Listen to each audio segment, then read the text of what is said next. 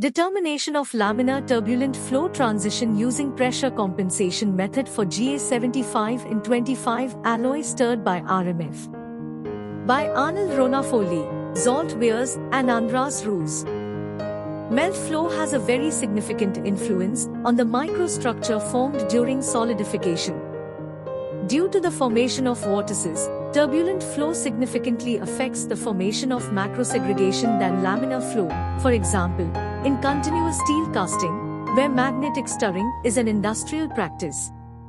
Several software programs have recently been developed to simulate solidification processes, where melt flow induced by magnetic stirring is also considered.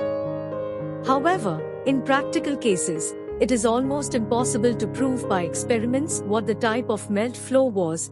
At most, it can be deduced somewhat from the microstructure.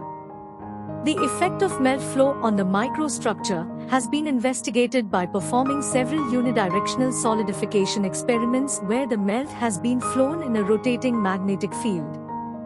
It is well known that the angular frequency of the melt cylinder always differs from the angular frequency of the magnetic field. However, it proved to be very difficult to determine during the experiments.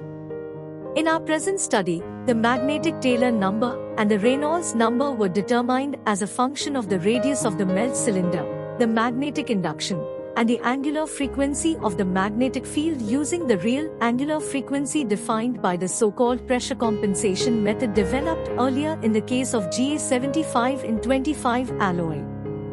The simulations developed for performing similar experiments can be checked, and the different experiments can be compared correctly using the obtained measurement results.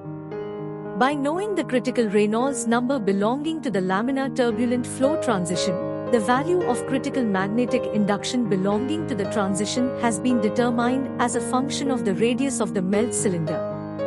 With the described experimental method, it has been possible to determine at what magnetic induction the flow would be turbulent.